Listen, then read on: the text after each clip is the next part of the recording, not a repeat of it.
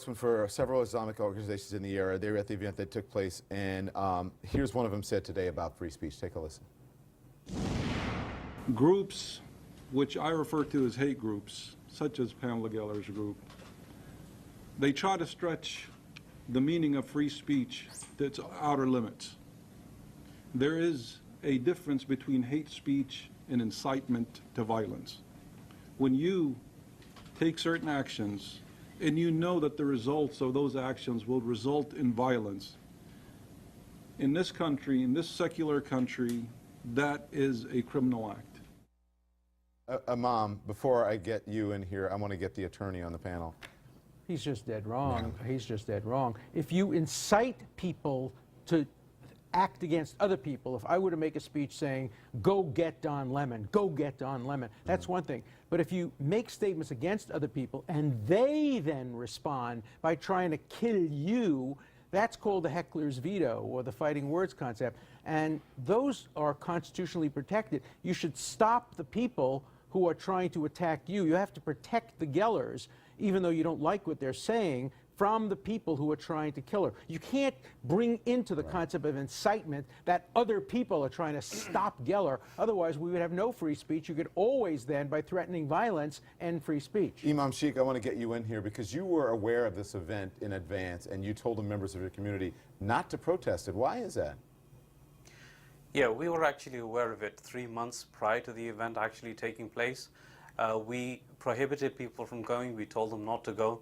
And the very reason that we told them not to go was, first of all, we didn't want to give this woman any more publicity. And we also respect the issue of free speech. The whole agenda that she has and the whole argument she has is that the Muslims do not approve of free speech. They don't like free speech. Well, there wasn't a single Muslim protester out there at the event out of 250,000 Muslims in the DFW area. She did say this morning to my colleague on New Day, Alison Camerata, she said that it's not about Muslims for her. She said this is about violent jihad. You don't get that distinction, Imam, when she's talking about these issues? Well, whenever she talks, she uses the word Islam and just paints everybody with a broad brush. And she gives off the impression that Muslims do not approve of free speech.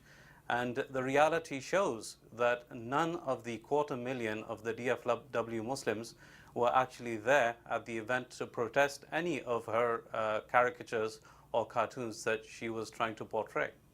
So the question is, Alan, and I heard Amani say this, that, you know, she talked about doing this and insulting. You know, there's the Book of Mormons on Broadway. There's Piss Christ that people, you know, there are all kinds of things. That was, there was a musical back in the 70s that was about Jesus Christ Superstar. Of course, yeah. And you live in a pluralistic society. You have to develop a thick skin. You have to understand that you're going to be insulted. Your religion is going to be insulted. All religion is going to be insulted.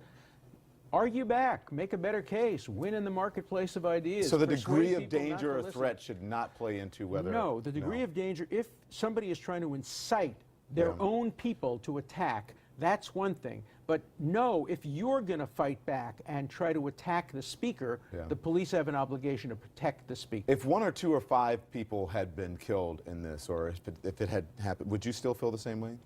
Yeah, of course I would, and I felt the same way with Charlie Hebdo, where 11 people were killed. You go after the killers, not the speakers. That's the way we do it in America. You don't let the killers stop the speakers from speaking. You don't let the threat of violence stop political speech from occurring. Amani, what do you say to Pamela Geller?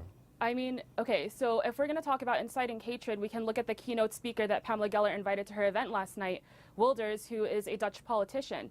Now, his own government brought charges against him for inciting hatred and discrimination. So they know what's up, right? And we're here defending what Pamela Geller is doing and what he's saying. Last night, he was quoted as telling everyone, to his audience, you know, no more Islam, no more mosques, no more Islamic schools. You know, if we want to talk about pluralism, let's talk about it. It's about discussing this type of hate speech, this vitriolic rhetoric that we're allowing to fly by under the guise of free speech. And again, we're not saying that she doesn't have the right to say it, but we have to get real about the consequences of it. You know, like we want to talk about protecting speakers. Well, what about American citizens that happen to be targeted for their religious background as a result of the hateful speech that and the anti-Muslim hatred that people like Pamela Geller incite? Like this morning, I was afraid to step out of my house wearing a headscarf because of the potential of hate crimes as a result of last night. Because of These are all Pamela things that need to Geller be or taken into because account. of the jihadists? The way that the media depicts these types of situations, every time an incident like this happens, you know, the situation last night in the event was recorded. And as soon as one of the security personnel walked in to inform everyone of what happened, the first exclamation that was made by the attendees was he Muslim?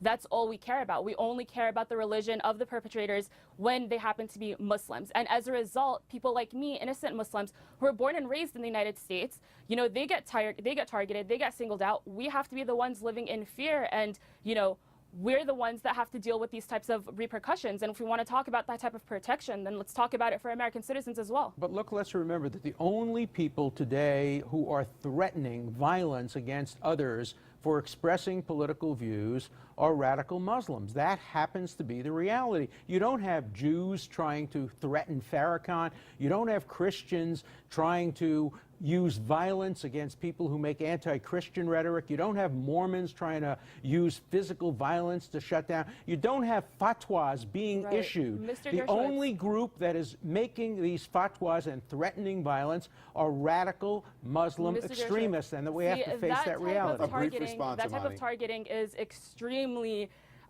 sweeping. You just made a very large statement right there that that's the only true. type of group. And you know, this is Well, the reason why name Muslims another are being group. targeted. Name this another is the group. reason why Muslims are being targeted. Name you know, another group that is today attacking Okay, well, freedom of Mr. speech. Dershowitz, how about the article you actually contributed? You got published in a journal this past January, right? It was about anti-Semitism, and in that journal, you stated that eliminationist anti-Semitism is the most dangerous kind. But it shouldn't be so banned.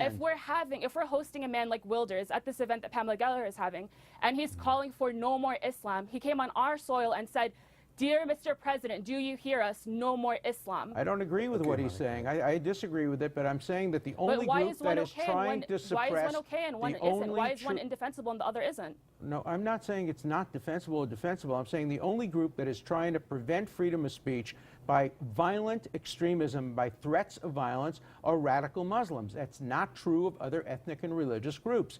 And that's the fault of this lies with those who try to suppress free speech by violence, not with those who are expressing constitutionally protected free speech. That's going to have to be the last word. Thank you.